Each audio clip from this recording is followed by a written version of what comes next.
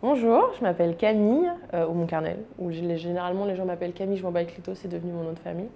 Je suis la créatrice d'un compte Instagram qui s'appelle Je m'en bats avec Clito. Du coup, l'autrice du livre éponyme qui s'appelle aussi Je m'en bats avec Clito. Et je suis la cofondatrice de la marque écoféministe qui s'appelle JMBLC.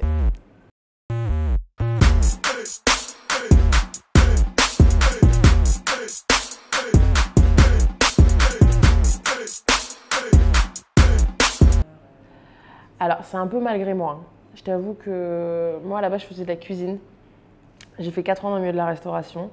Et j'ai eu à un moment donné besoin de m'exprimer, besoin d'ouvrir ma gueule. Et j'ai créé ce compte, Je m'en bats avec Clito, qui a très vite buzzé. Et je me suis dit, ok, il faut faire quelque chose avec ça. Donc en fait, le fait de bosser à mon compte, c'est que maintenant que je me rends compte que je suis vraiment en train de bosser à mon compte, quand il y a toutes les questions de société, entreprise, papier, et là tu te rends compte que tu bosses pour toi.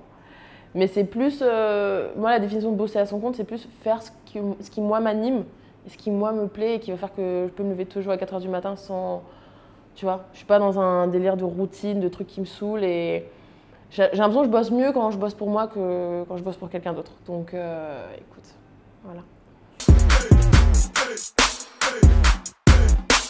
Alors, je m'en bats avec Clito. En fait, toute cette aventure, toute cette fois, l'aventure est partie d'un compte Instagram à la base qui s'appelle Je m'en bats avec Clito. Donc, 2 octobre 2018, pleine période post-MeToo, tout ça. Moi, je viens de finir mes études et je suis à la recherche d'un boulot. Et si tu veux, je suis chez mon meilleur ami, je les entends parler de sexe. Donc, il y avait 4 mecs sur un canapé, tous à peu près 25 ans. Et je les entends parler de discussions sexuelles, de comment, en gros, faire en sorte qu'une femme ait un orgasme, tu vois. Sauf que moi, je suis à côté, je suis en train de me dire non, ça n'est pas possible, ce n'est pas comme ça que ça se passe. Et je me suis dit, mais en fait, ils sont pas au courant, quoi. Et ils sont pas au courant parce qu'on leur en parle pas, parce que les pornos, c'est tout sauf la vérité, parce qu'en termes d'éducation sexuelle, il se passe rien. Et je me suis dit, mais c'est ouf parce que c'est pas possible qu'ils soient à côté de la plaque. C'est des mecs quand même super intelligents, c'est des mecs qui. Et le pire, c'est qu'ils pensaient savoir. Donc je me suis dit, ok, il faut faire quelque chose. Il faut quelqu'un qui se dise et qui leur dise, et au grand public et au grand jour, voilà ce qui se passe dans nos vies, voilà ce qui se passe dans nos têtes, voilà ce qui se passe dans nos culottes, c'est ça la vraie vie aussi, tu vois. Et je me suis dit, bah, y a de la place pour ça sur Insta. Je connaissais Tajoui, généralement c'est le seul compte référent que beaucoup de personnes connaissent. Et je me suis dit, bah, en fait, moi j'ai envie d'abattre des tabous, moi j'ai envie de faire du vrai. Et je me suis dit, bah, en fait, on ne peut pas abattre des tabous dont on ne parle pas. Donc moi, ça va être mon créneau. Je vais faire du Camille, je vais faire ce que je sais faire et je vais parler comme je parle dans la vie de tous les jours. Donc à la base, je l'ai fait pour moi. Je me suis très vite rendu compte que ça avait l'air de faire du bien à pas mal de personnes. Et c'est fou parce qu'au départ, tu sais, j'ai créé ce compte en me disant je vais faire un truc pour les meufs, pour les femmes. Et très vite, je me suis rendu compte qu'en fait, c'était pas vrai et que tant mieux. Et que moi-même, j'étais biaisée par une vision du féminisme très pour les femmes, alors qu'en fait, c'est pas du tout vrai et que le féminisme, c'est tout simplement humain. Donc ce compte a pris une ampleur folle et je me suis dit, en fait, il faut que j'en fasse quelque chose, quoi. Et cet état d'esprit, je me suis dit, ok, j'ai une communauté, c'est très bien. Maintenant, j'ai envie de faire plus. Tu sais, sur Insta, une fois que tu as choisi ta ligne édito, c'est assez compliqué. D'un seul coup, si je fais que de la photo, les gens ne vont pas comprendre. Et je me suis dit, bah, pour moi, un des moyens de diffuser mon message, parce qu'en fait c'est ça, hein, j'ai un message à diffuser, je me suis dit, je vais sortir un livre. Et ce livre, ok, il y a ma communauté, c'est très bien, mais à la base, ce livre, il est pour toutes les personnes qui suivent pas Je m'en bats avec Clito. Et souvent, je me dis, mais en fait, si j'avais eu la totalité des personnes francophones qui étaient abonnées à mon compte, j'aurais pas sorti le livre. Or, c'est pas le cas. Donc j'ai sorti un livre, pareil, qui est, en fait, qui s'inscrit dans la continuité. Je m'en bats avec Clito, c'est un boom communautaire. Tout est né de ma communauté.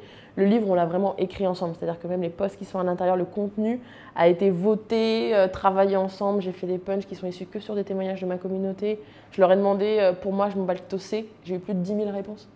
Et j'en ai mis quelques-unes à la fin du livre. Enfin, c'est vraiment, je veux qu'on s'épanouisse, qu'on se sente mieux. J'ai dessiné mon sexe et je te demande de dessiner ton sexe. J'ai dessiné mes seins et je te demande de dessiner tes seins. Et le but ultime et le but suprême, c'est d'assumer aux yeux de tout le monde. Et pour ça, il faut qu'on voit qu'on s'en bat avec Clito, faut que j'arrive à exprimer mon état d'esprit sur quelque chose de concret qu'on voit au quotidien, qu'on est fier de porter. Donc la marque, c'est venu très vite, quoi. Je me suis dit, tu sais quoi, avoir un truc avec écrit Je m'en bats avec Clito dans la rue, pour moi, c'était limite mieux qu'une pancarte de manif, quoi. Et je me suis dit, bon, bah vas-y, tu sais quoi, on va se lancer là-dedans. Pour moi, encore une fois, tout est communautaire, tout est grâce à ma communauté. Et avant d'être des abonnés, c'est des personnes qui ont des métiers, qui sont profs, journalistes, tout. Et en partie designers et illustratrices et illustrateurs. Donc je me suis dit, j'ai lancé un concours énorme et je leur ai dit, écoutez, je lance ma marque. Le thème, c'est Clito. Vous faites ce que vous voulez, vous vous éclatez. Et j'ai eu, je sais pas combien de réponses et je sais pas combien de designs, tous plus marrants les uns que les autres, plus expressifs les uns que les autres.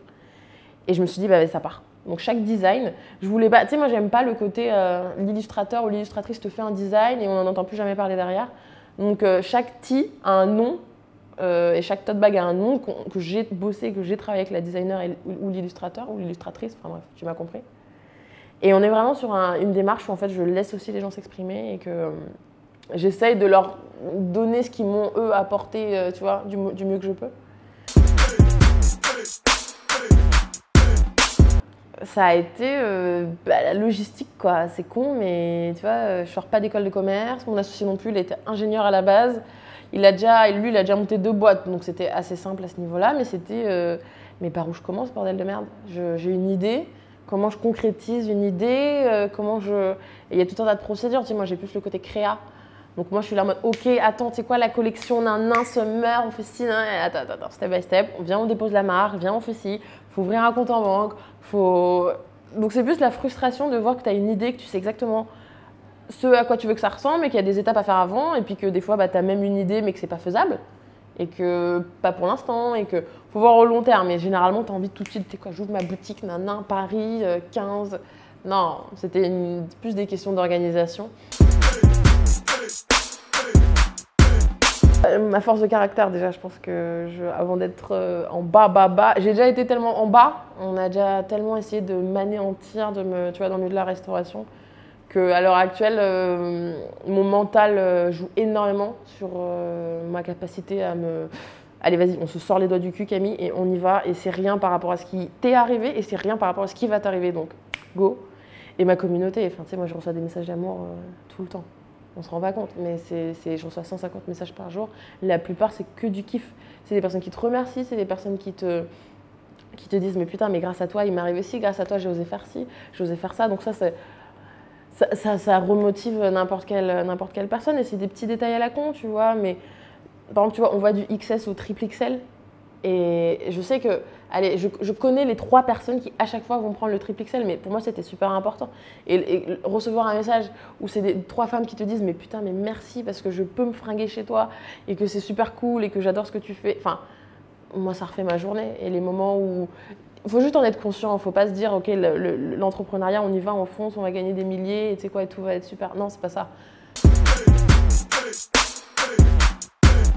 Moi, Christiane Taubira, elle me fascine. Parce qu'elle a une répartie et rien ne me fait peur, tu vois. Je rêverais plus tard d'arriver à ce stade d'assurance et d'être tellement sûre de toi que, tu sais quoi, oh, fuck, j'adore. Et il n'y a pas longtemps, et ça je m'en suis voulu, parce que moi je sais que je suis quelqu'un qui ne lit pas énormément, enfin pas de romans, je suis très sur le digital, à lire des choses sur mon téléphone, sur des PC. Et c'est que à sa mort que moi j'ai connu Toni Morrison.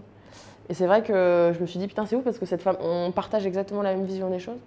Et elle se dit, bah moi, l'étiquette d'autrice noire, d'auteur femme noire, pire encore, j'en veux pas. Moi, je suis autrice parce qu'on ne demande pas aux autres de se justifier par rapport à leur couleur de peau. Donc moi, je le ferai pas.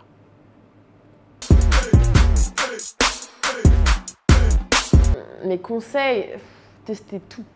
Tu vois, au bout d'un moment, là, je me dis, quand tu es sûr de ton offre, tu es sûr pas parce que tu te dis ça, je sais. Non, c'est parce que tu as testé tout le reste et que tu es sûr que. N'ayez pas peur de. Nous, ça a été la grande erreur depuis le début où on s'est dit non, mais attends, on va pas faire ça, ça, ça et ça.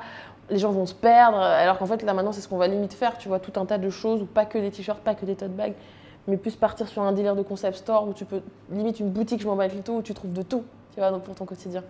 Donc, n'ayez pas peur, mais je le dis pareil pour les gens qui me disent écoute, j'ai une idée de compte Insta, je sais pas si j'ai ce livre. Je dis mais au pire quoi? Au pire ça marche pas. Et au moins, tu vois, je préfère rentrer chez moi et me dire j'ai testé, ça l'a pas fait, plutôt que passer toute ma vie à me dire ça se trouve, ça l'aurait fait, j'ai pas essayé. Et après, moi je sais que s'associer c'est bien. Trouver quelqu'un qui est complémentaire à toi. Moi j'ai plus le côté créa, je suis plus bonne en com, je sais rassembler, j'ai des idées, je sais démarcher des personnes. Mais Antoine, lui, il a plus le côté, il est beaucoup plus pragmatique que moi, il regarde les chiffres, il me dit ok c'est cool, mais garde l'idée, c'est pas grave si c'est pas tout de suite, on voit ça dans un an. Donc s'associer avec quelqu'un qui est totalement complémentaire et arriver au stade où nous, maintenant c'est ce qu'on se dit, c'est qu'à l'heure actuelle, sans lui la boîte cool, sans moi la boîte cool. Et ça c'est magnifique, parce que du coup, on est tous les deux indispensables à la boîte, et du coup ça rend le truc... Et avoir un truc dans lequel chacun est meilleur que l'autre. C'est con, mais je sais que lui, en créa ou en partenariat, faire des partenariats, non. Et moi, tu me mets devant un Excel, je bug. Donc on a tous les deux notre truc sur lesquels... Et se faire confiance d'abord en tant que personne avant de se faire confiance en tant qu'associé. C'est super important.